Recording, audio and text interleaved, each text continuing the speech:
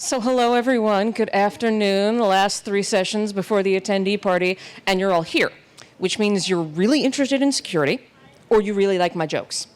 Little column A, little column B, I understand. So we are kicking off our final 3 tracks of the Identiverse security track. As the track chair, I am not permitted to say who my favorite speaker would be. It would be like choosing amongst your children. I'm just saying. So Nishant is going to talk, and it will be fun and amazing. Okay, thanks for no pressure. So thank you for coming. I'm the CTO at Unican. I'm going to be going very, very fast, and some of you who may not be used to my talks will be very surprised. But I'm here to talk about two-factor, which is unusual for me because usually my talks are a little bit more esoteric.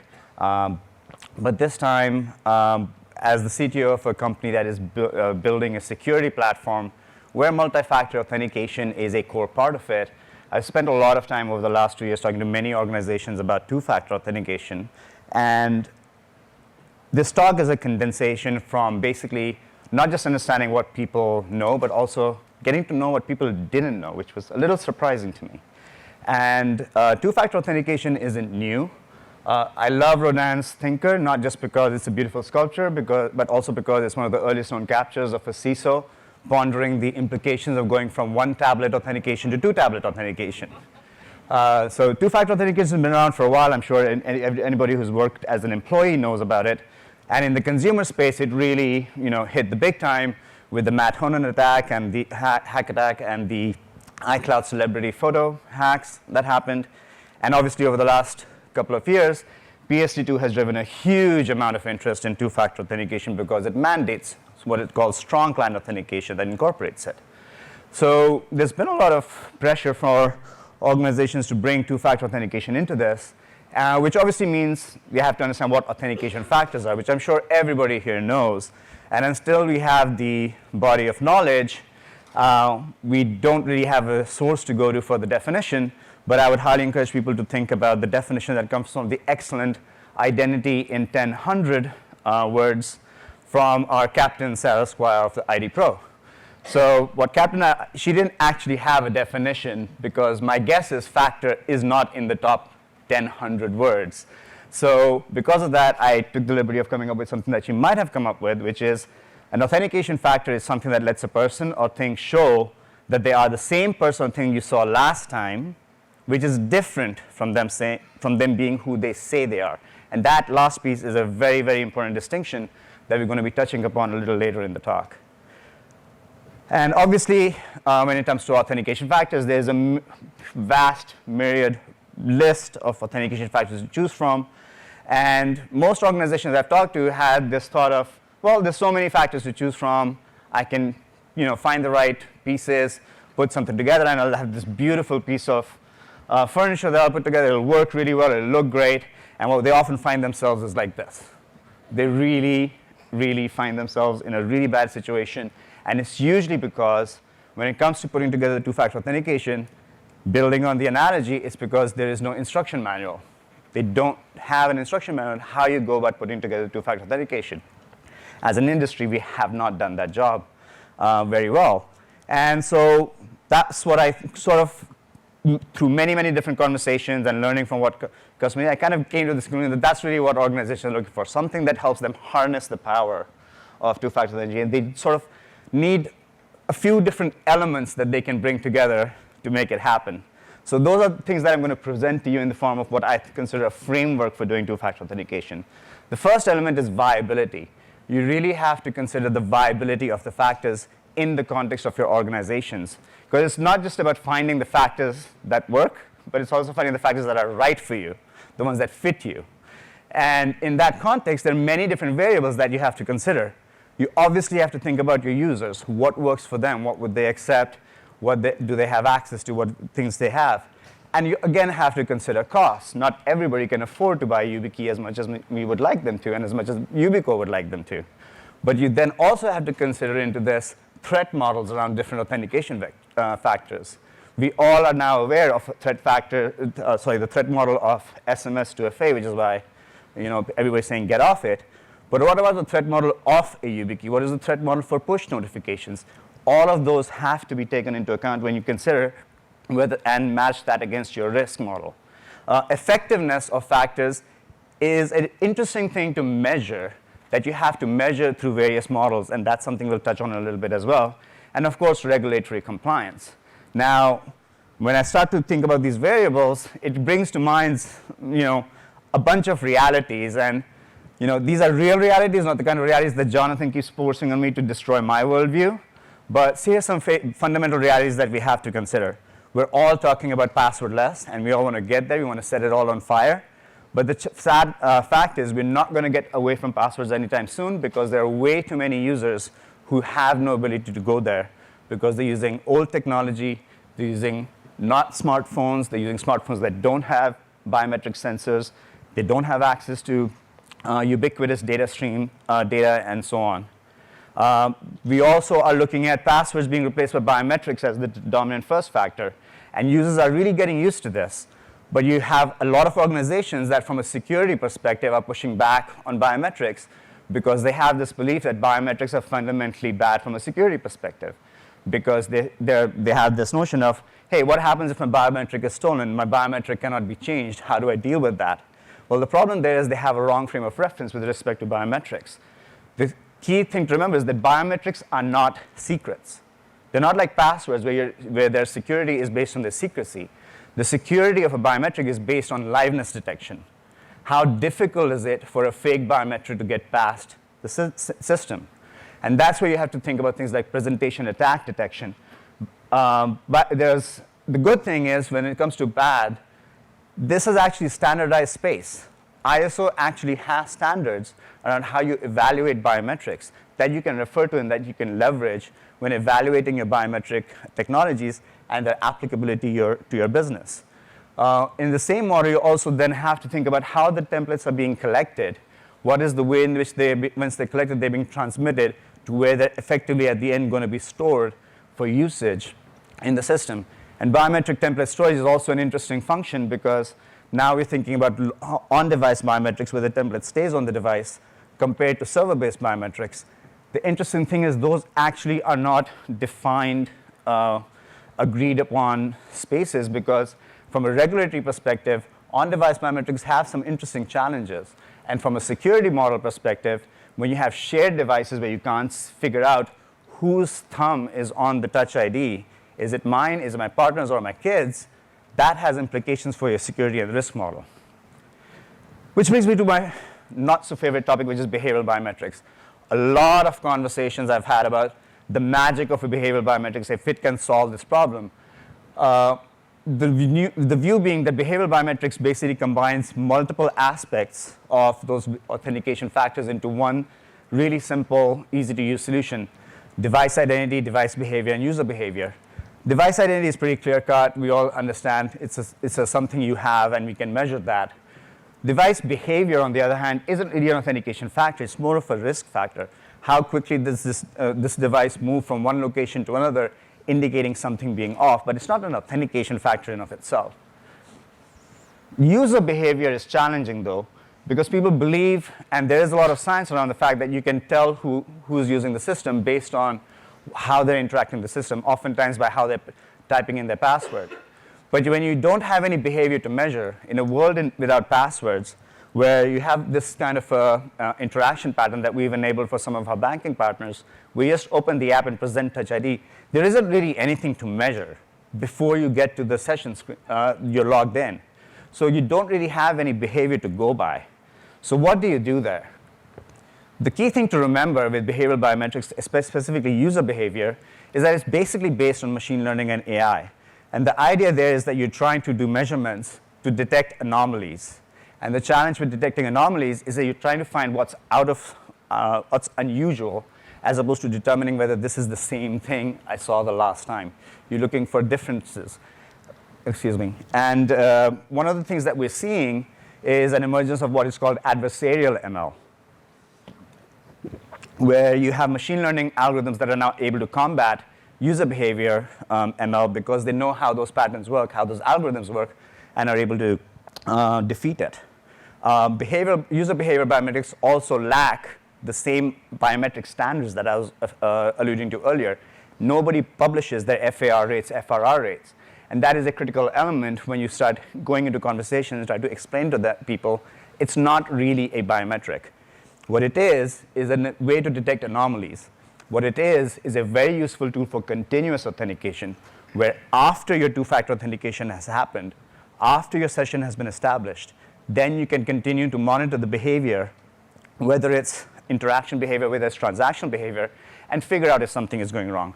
It's really good from a risk perspective, threat detection perspective, not as a two-factor authentication method. The other aspect to go, the next thing that I want to talk about is being multimodal. And when I talk about multimodal for authentication, what I'm saying is that authenticating an individual user, you are authenticating them using two factors. But as an enterprise, in order to support two-factor for individual users, you need many, many different kinds of authentication factors.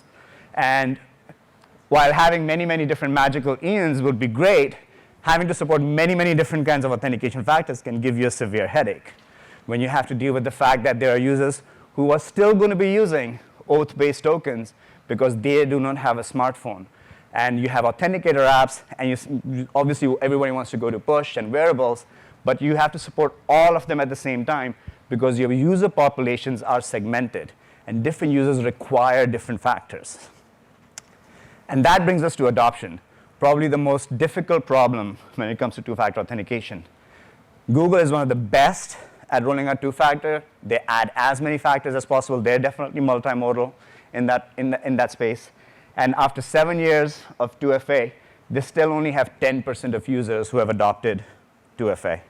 And we're all proposing YubiKeys and very advanced mechanisms for two-factor authentication, which are great. The challenge is adoption doesn't follow technology. Adoption has to follow users. And one of the best things that I've seen is this study that was done by Dr. Sanchari Das. She presented about this at the RSA conference. I highly encourage everybody to go and read this paper about why Johnny doesn't use two-factor. They did extensive usability research on the FIDO2 security keys. And there's a lot of detail in there, but fundamentally the two key takeaways are, first and foremost, users do not have a good understanding of their risks. That's one of the things that drives the behavior and their reluctance to adopt two-factor. They don't understand where their risk factors are. Sometimes it's because of human nature. We're all optimistic by nature. We all believe we're immune and will live forever. But it's also because they don't always have visibility into the threats that exist for them, how the data is being used, what the vulnerabilities are, that drives the need to evaluate your risk. The other thing is obviously frictionless.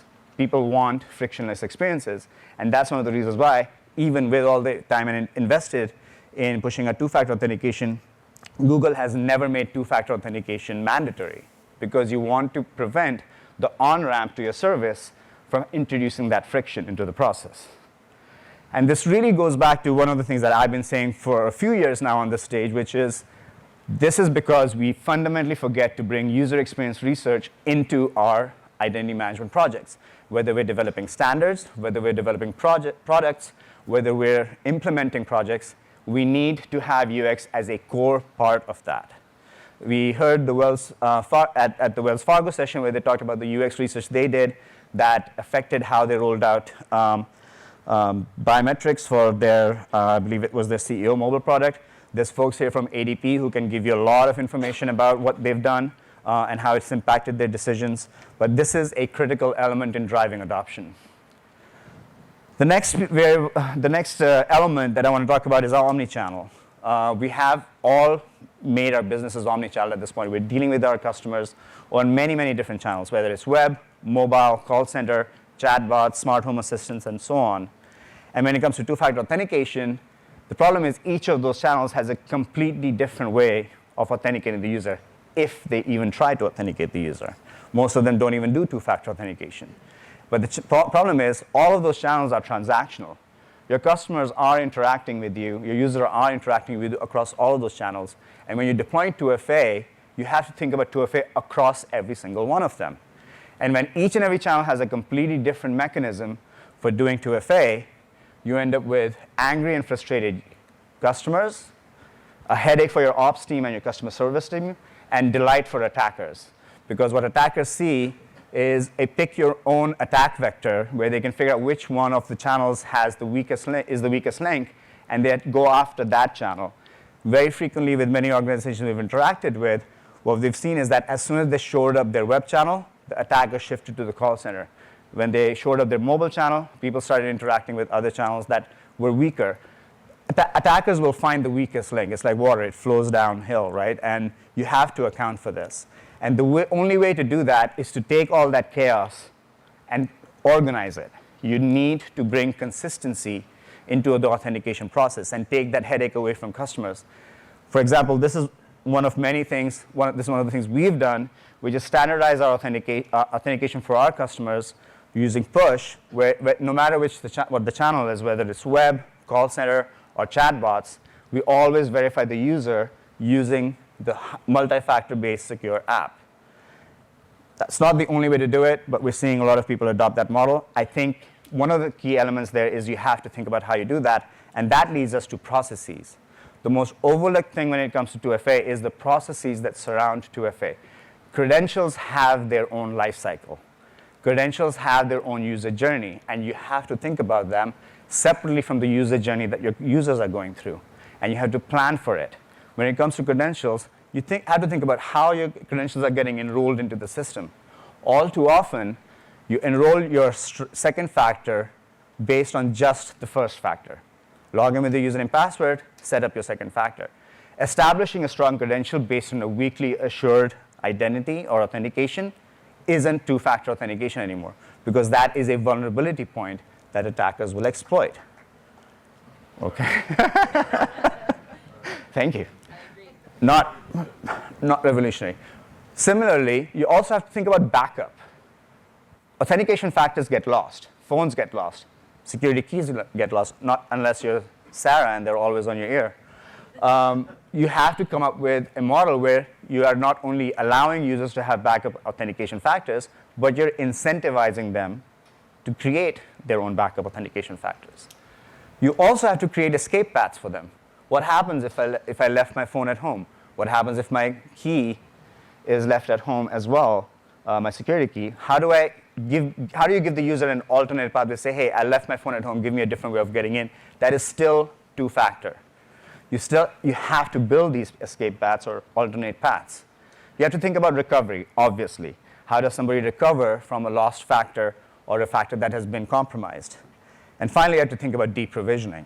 How do I, once the factors have been decommissioned, ensure that those factors cannot be misused? A security key is actually removed from the system. A registered phone number is actually removed from the system and cannot be misused in any way. And this brings me to the key point, which is that authentication factors have to be tied to the person that they belong to. This is the link between authentication and identity. We talked earlier about the fact that authentication factors are not about who the person is, but rather that is the same person that came, or the same interacting entity that came before. But you have to create a link between that interacting identity and the actual person it's referring to in order to make these processes work. Because otherwise, you always do the exact same thing which everybody else is doing, which is the way you recover from a lost factor or setting up a new factor is you use SMS, one-time passwords. And if SMS one-time passwords isn't good enough to be an authentication factor, why is it good enough to set up your authentication factor? You fundamentally have to get out of this model, and that brings us to threats, obviously because of SIM swap threats and other threats. And that brings us to identity verification. And this is the reason why FIDO Alliance is involved in this. Others are getting involved in this. Identity verification is the one and only way in which you can tie authentication credentials to the actual person you're referring to. You have to do things like whether it's MNO database, whether it's ID documents based, something that allows you, based again on the risk factors, on the risk to your business, a way for you to tie your credentials to the original user, a way for you to set up new credentials based on the original person involved. And when you give those escape paths, you have to treat them as exceptions. And when you treat them as exceptions, one of the things you will do is you will enhance security, because they will, by the nature of being alternative paths, will probably have weaker security. And because they have weaker security, it's okay to add friction. Users actually understand that. They understand that they're being asked, they're asking you to treat them through a different mechanism because they did something wrong, lost their phone. They're okay with that because they understand that the trade-off there is that their security is being protected in this process. Use the alternate paths to drive users back to the primary flows. All too often, alternative paths are left as a simple, easy path, and users just get used to going there all the time. How many times do we see users saying, I'm not going to even reset my password, I'll just keep doing this, send me a link, send me a link, send me a link thing every single time. Because it's just easier than setting up another password and remembering it and so on. So create models, again, UX research, create models that drive users back to the primary flows. And focus your fraud detection efforts on these exception flows. Again, in the call center use cases that we saw, when we had our solution in there protecting customers in the call center, the dramatic reduction in the number of customers who had to authenticate using PII meant that what the business could do was take their call center operators and carve out a smaller set of call center operators who were going to focus purely on the users who said, I don't have my phone. And those smaller set of customers, call center operators, could be trained to be fraud specialists, could be trained to be, here's how you detect an account takeover attack. Because most call center operators are not there for that. They're not there for doing that. They're not specialists in being able to figure out an ATO. They're there to help your customers. So being able to create proper alternative paths allows you to focus your fraud detection efforts there. The last piece I want to bring up is this notion of a trusted environment.